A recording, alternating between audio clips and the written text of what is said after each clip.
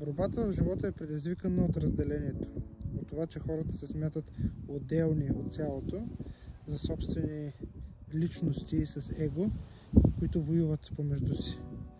И дори имат склонността да воюват с живота.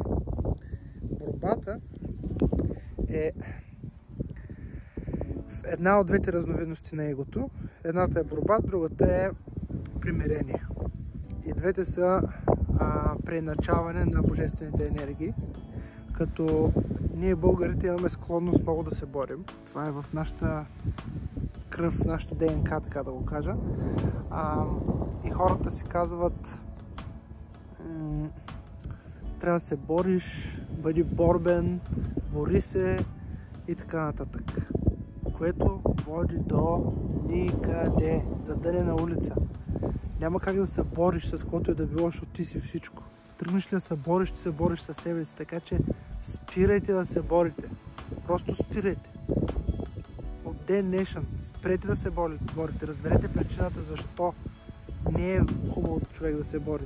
Защото причинява се болка на себе си. Просто спрете да се борите. Гледайте каква красота. Гледай. Как ще се боря в живота? Хайде.